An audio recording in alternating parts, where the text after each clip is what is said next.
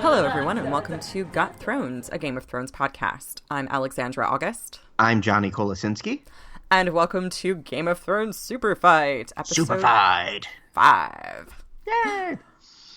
Game of Thrones Superfight is kind of what it sounds like. We picked two Game of Thrones characters. This week we're going to be dealing with Randyll Tarly and Yara Greyjoy. We soup them up with ridiculous attributes and superpowers, depending on your perspective, and then we argue for about 20 minutes to see who would win in a fight. Yeah. It's really fun. I'm glad that this week we're definitely going to have people that aren't going to end up hugging it out.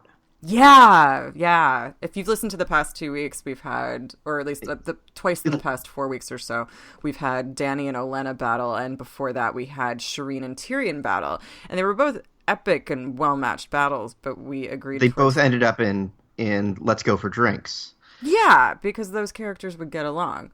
Yeah. In this case, however, I don't see. I see Yara and Randyll Tarly butting heads at best, so this is going to be a good one. Yeah.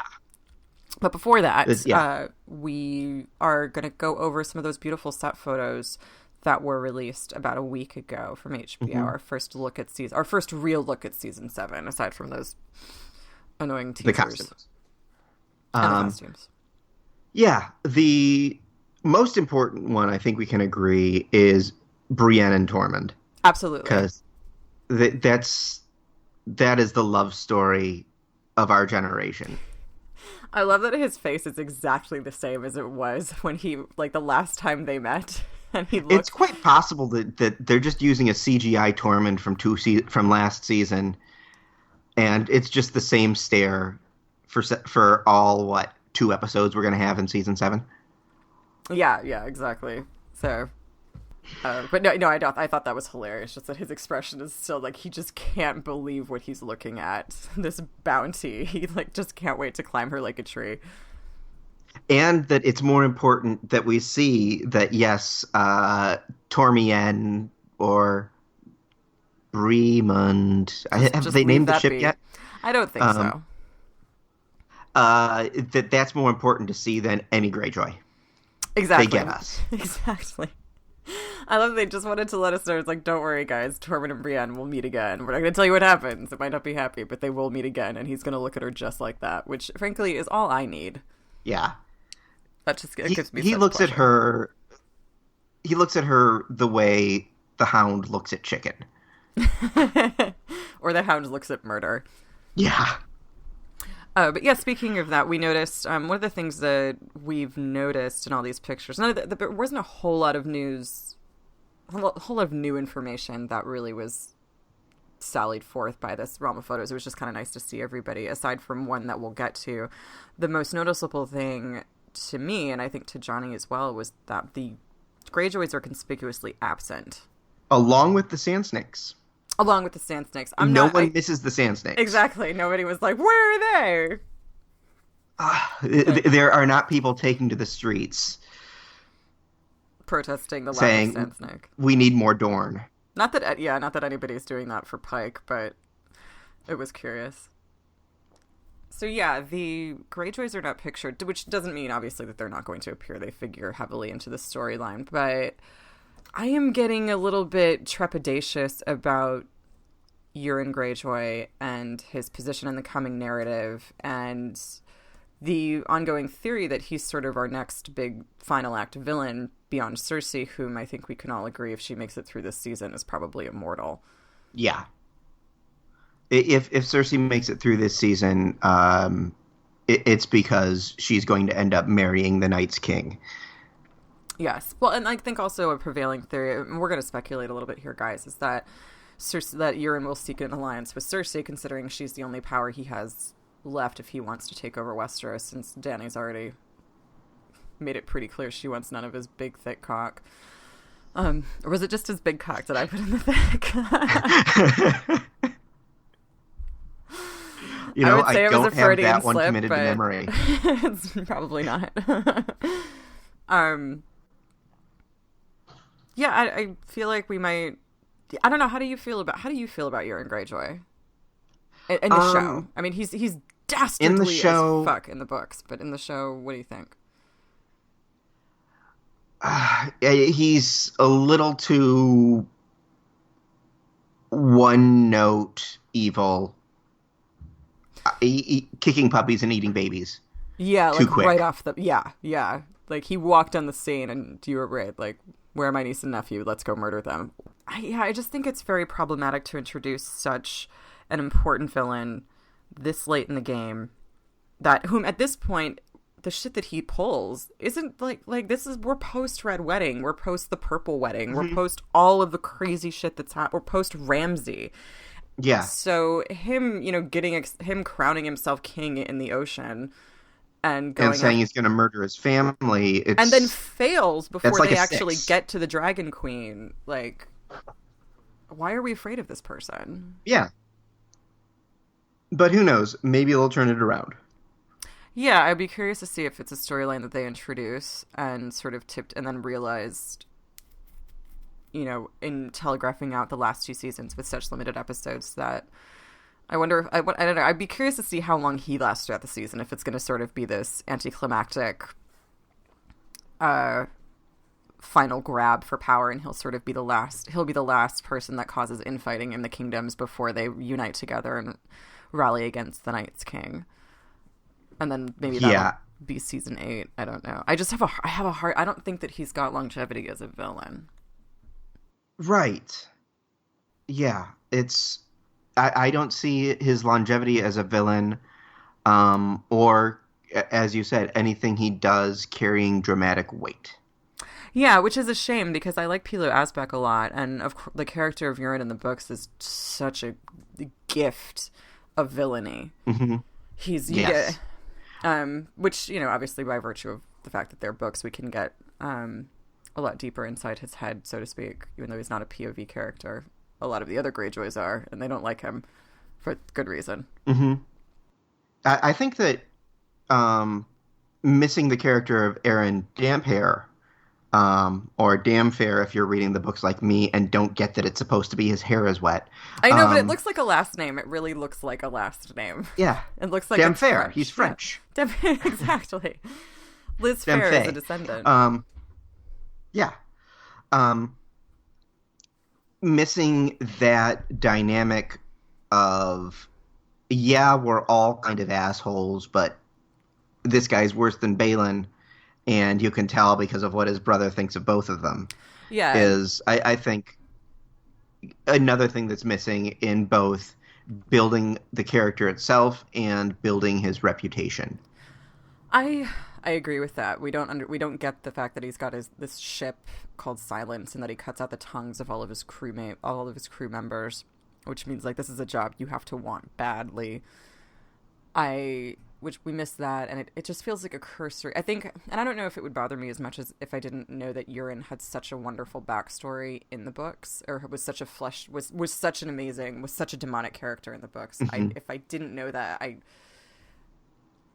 I don't know that this would still bother me. He's an entirely different kind of evil than Cersei or Janos Slynt, or even like the Wise Masters. He's really the only smart one. He's the smartest villain in the books that we see, really. And he's not, mostly because I think he tends to rein in his psychosis. Like, he's crazy, but he's really, really, really smart. And he's very accomplished. And he's a prince. He's got the power of a kingdom behind him. He's a lot of power in general.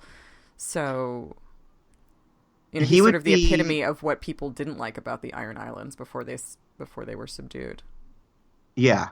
He would be an excellent big bad evil guy in a D&D campaign, like a really fleshed out D&D campaign, or a really cool computer RPG.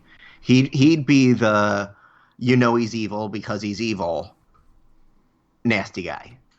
But still is like, again, like he's not weakened like and Joffrey scary. And Cersei by madness or petulance or being spoiled. He's sort of like he's like Dark Olenna. It's like Olenna's Dark Phoenix, I feel like would be Ronnie Greyjoy. Yeah.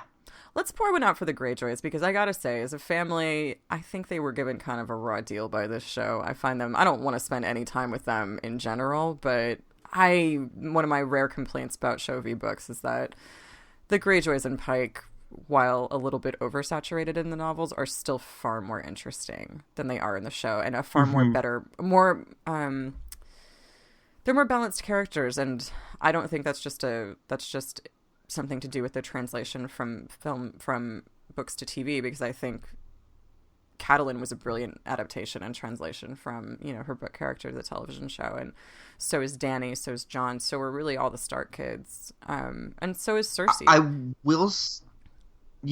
So I don't. Cersei especially. Yeah, I think that the ball was just dropped a little bit on the Iron Islands. I think that Yasha, has a little bit more agency in the show. Yes, I would agree with that. I think that also might just be virtue of the fact that we see more of her because we're not stuck on Theon's POV. Exactly. But yeah, she's been one of she's my favorite Greyjoy, which I'm sure she's everybody's favorite Greyjoy at this point. Because damn. It's not hard to pick a favorite Greyjoy. It's like really isn't. Picking your favorite Martell. Pretty much. Yeah. Pretty much. And actually, of course, that's hard. It's Duran. I know. I was like, but I like him because of his name. And yeah. I also liked Oberyn because he had style. Okay. Up until the very end, but I forget that he's a Martell because it's before we see Dorne. I don't think of him as a Martell. I think of him as Oberyn. Oberyn. Yeah. Okay, I think we've talked this to death officially. So let's touch on the other photo that has tongues wagging. As we mentioned before, a lot of these photos just, you know, we're sort of setting the stage for what we're going to see in the first season, in the seventh season, none of which appear to be that surprising. Jaime's at Cersei's side, Sansa's in the north with Littlefinger, Arya's obviously in Westeros, which we knew she already was, in some kind of great hall. But Sam and Gilly have an interesting feature to their photo if you haven't read about it. Yeah, they're reading. Yep. But they're reading something that's actually legible if you're somebody that does this, and I probably should become one. The page that Gilly is reading is legible to somebody with a lot of time on their hands and a really nice zoom. Mm-hmm. It's a page, and it's actually, if you have the book, I recognized the passage once I read it because I sat and read A World of Ice and Fire when I got it, like a big storybook. And she's reading a page about a shy. Do you want to read it out loud? Yeah. So the page she's reading, it is also written that there are is it annals or annals? It's one of those words. Annals. It is also written that there are annals in a shy of such a darkness, and of a hero who fought against it with a red sword. His deeds are said to have been performed before the rise of Valyria, in the earliest age when Old Gish was first forming its empire. This legend is spread west from Asshai, and the followers of R'hllor claim that this hero was named Azor Ahai, and prophesy his return. In the Jade Compendium, Calico Votar recounts a curious legend from Yi Ti, which states that the sun hid its face from the earth for a lifetime, ashamed at something none could discover, and that disaster was averted only by the deeds of a woman with a monkey's tail. Ooh, they played Superfight too. Go. So this passage is interesting for a couple of reasons, not the least of which is that it's Gilly's reading a story about a warrior who fought in darkness with a red sword and beat back a long night. And it's also interesting to note that this all happened, if you think about it, most likely around the same time as the Long Night in Westeros. And basically the lands east of ET and Asshai are, if you think about Planetos like an actual planet, would be on the other side of the world. So it would make sense that if there was some kind of event that knocked out the sun on one side of the world, it would also knock out the sun on the other side of the world. So I think the theory that's going on is that Sam and Gilly are finding out that there's been a long night before, and that this is possibly where Sam is going to discover what they can use to defeat the White Walkers and to defeat the Night's King. it also may be that the only purpose of this may be that we're going to get ice spiders, because later on in that same passage, that's what it said.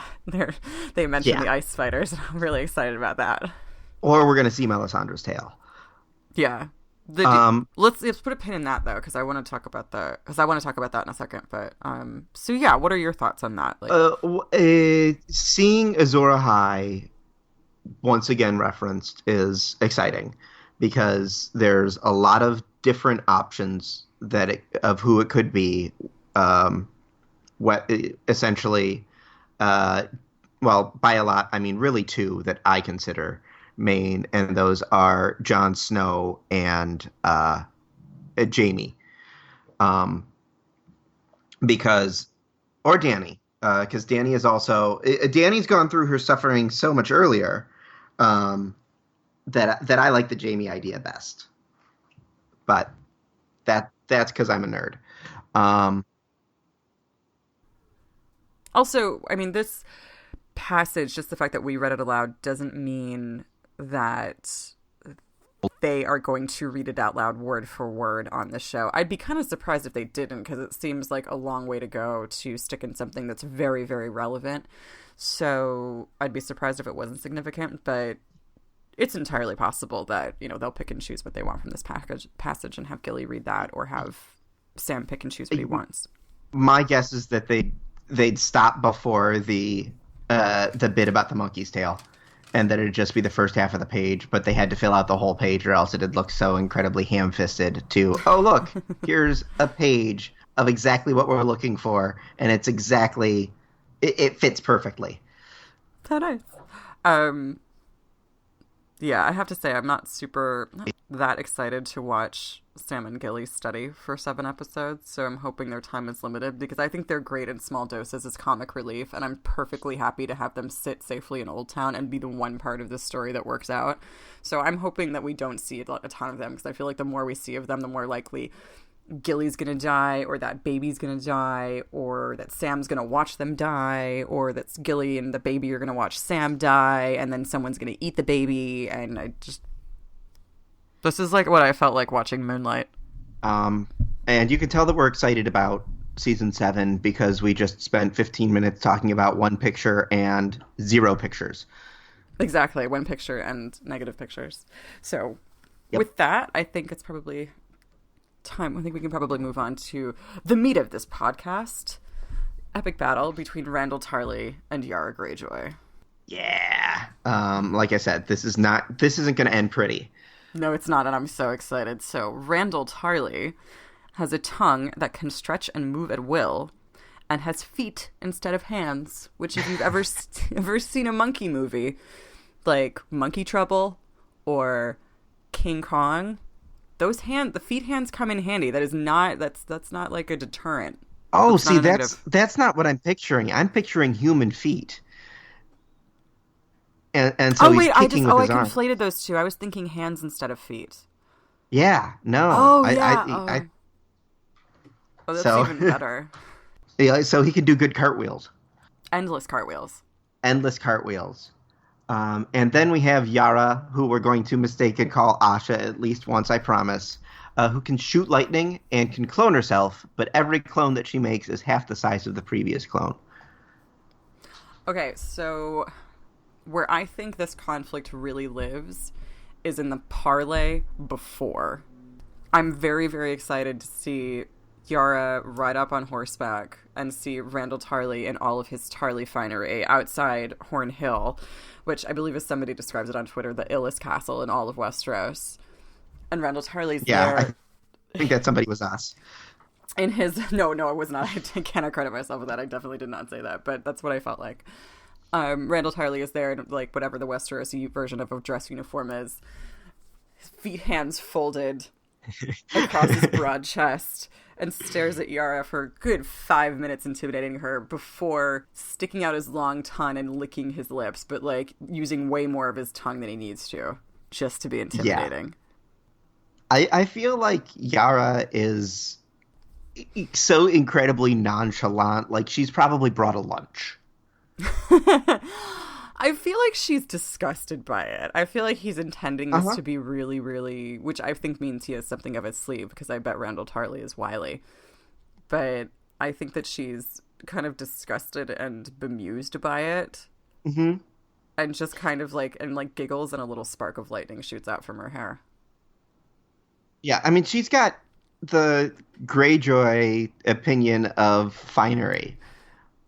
And so Randyll Tarly with his inherited sword and his fancy dress armor that's undented. Because we know that Randy's a good warrior, but he's a good general. He'd show up. We don't know what he's like in hand-to-hand combat. I have a feeling that I don't think that he's all talk. I think that he's won contests. I think that Randyll Tarly was great in melee, or maybe not great in the melee, but he was great in, like, you know, in the sword fights at jousting tournaments and things like that, because there are rules. I don't think, like, Randyll Tarly, Randyll Tarly is I think Randyll Tarly and Bronn would have a really good long sword fight. I think that Randyll Tarly would be the British general to Yara's George Washington. Yeah. I mean, there's scrappy versus comfortable. So yeah, but I think that Randyll Tarly is so unhappy all the time that I definitely get the sense that, like, he's not so happy and comfortable that he's rested on his laurels and hasn't figured out somebody else to be angry at, and thus to keep his skills in check. But when I say like, you know, he's good at playing by the rule. I think he's good at fighting. I think he'd be good at hand-to-hand combat if, you know, there was a referee there being like, oh, you stepped out of bounds and stuff like that. I don't think he can deal with improvisation very well hand-to-hand, which, and it's not even hand-to-hand, it's hand to feet. Yeah, foot to hand. Randy is not a street fighter. Randy's not a street fighter. That's a good verdict on this. Yara, however, street fights for fun. Like, she's the princess who, like, goes out and drinks at local pubs and hangs out and gets into a fight, and, like, it's Pike, so people aren't afraid to hit her. So right. I'm saying because of her lightning, without even, like, and I don't think that she reveals the clones at the parlay. I think that they agree to fight and everything, and she rides off. I think with her lightning, she's got the first round. She's got the advantage in the first round for sure. Oh, absolutely. We've both seen the first X-Men movie and what happens to guys with long tongues when they get hit by lightning. This is very true. The same thing that happens to everyone else. Yes. Or to quote Halle Berry, the same thing that happens to everyone else. Yeah, I think that she has this in the bag. I would like to. I think the opening gambit. I think that she knows it. So the opening gambit is. Oh, no pun intended. I think the opening gambit here is that Randyll Tarly can effectively use his tongue as a whip. So I think maybe he cartwheels over real fast, whips her in the face with his tongue, and she's like, yeah, I think that's what he does. And she kind of, like, jumps back and takes it for a while and lets him do that. And so everybody can see Randyll Tarly doing a bunch of cartwheels and licking Yara Greyjoy, which doesn't bode well for his image. And then I think that she kind of goes, psh, I think she clones her. I think she makes a clone to distract him, like, right behind him. And he goes all like, what? And then she lightning strikes him from behind. Yeah. I don't think that there's much time. She doesn't waste time on it. And she doesn't show off. No, but she lets him make a fool of himself, because how could you not? Yeah. She doesn't like the way he treats this kid. Yeah. I mean, this is going to end up with Randyll Tarly being Yara's Dantos. I think, that, I don't know, I feel like he'd commit seppuku first, but it's a nice thought. I think I just discovered the root of their conflict. I don't think this is just a magical Superfight conflict. I think Yara Greyjoy visited the Tarlys at some point when Sam was there and saw how horribly Randyll Tarly treated his firstborn. Even though she didn't want to spend any time with Sam because Sam sang to his mom a lot and he was really fat, she did not like the way Randyll Tarly treated his son. So there's a lot of, this conflict has been brewing for a while. Mm-hmm. I wonder how late-stage Theon and Sam would get along, and whether we'll get to see that. I feel like they would sit next to each other and not talk. And both be perfectly happy with that. Yeah. So That they found someone who is probably not going to hit them. Yeah, they found somebody they can just look at each other and be like, oh. Safe space. If only there were therapy. I feel like you could. I want to start a column or something for Geek and call it "If Only There Were Therapy" and just address like how the lives of so many people in Westeros would be different if they just had someone to talk to. Yeah, Fright of Thrones. I like that. We're gonna put a pin in that. So we can't count Randyll Tarly out yet. I think that he realizes his mistake and retreats a little bit to gather another attribute. Mm-hmm. And yep. Yara sits there and looks at her nails and takes out the attribute that she's had in her bag the whole time. Yep. And all Randyll Tarly returns, and this time he can throw sticky bombs. He can throw sticky bombs. Anyone who's played Halo knows firsthand. Yara can fly, but only 2 feet off the ground. So now she's just being a dick. Yeah, pretty much. She's just standing there. She's like, oh, I can fly, but I only need to go 2 feet off the ground. Yeah. I think the advantage is still Yara, because A, she's got the decoys, and B, she's got essentially double jump ability. I don't think they're decoys. I think they're human shields. Well, they're human can, shields, yeah. Yeah, essentially what I envision of her, because Yara doesn't carry a shield. I've never seen her do it, or I think only when she was like storming Deepwood Mater, where the Halcyon was kept for that really unfortunate period of time. I see Randyll Tarly like coming back and being like, haha, with a sticky bomb and throwing it at her, and she's like, oh no, if I electrocute that within range, it'll probably explode in my face. So she creates a smaller version of herself and holds it up like a shield that bomb catches on her breastplate. Yep, and then she throws the clone away.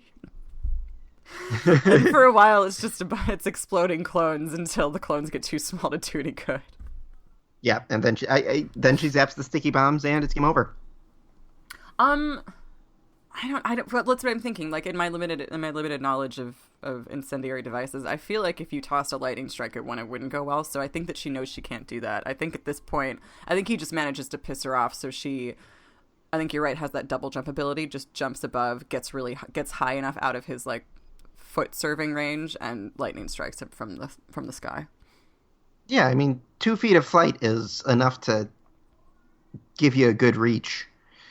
It is, yeah, and I'm assuming that she can, if she can fly, which I'm assuming means she can move quite quickly, and I think that's really the key here. I don't think she needs a lot of height. She needs to move. She needs to dart quickly out of the way. So yeah, I think what happens is like they play a little bit of like clone hockey for a while, and then she gets angry. Then she rises up and turns them into a pile of dust. Yeah. And that's for mistreating your children. It's nice to have one that doesn't end in brunch. This is true. Oh, she went out and got brunch with Sam. And Mrs. Tarly. No, she went out and got brunch with Gilly. And Mrs. Tarly. Yeah. And Sam's sister. Yeah, I like this. This turned into a ladies' lunch. With Sam. Still a ladies' lunch. Yeah. Sam has a really pretty voice. And they've got to have great restaurants in Old Town. Oh, yeah. They went to a really lovely, like, rooftop, Dornish fusion restaurant overlooking the ocean. It's like a Dornish High Garden fusion place. Ooh, yeah. Bottomless mimosas and bottomless sangria. And with that, we will see you next week, folks, for another round of Game of Thrones. See you next week. Superfight.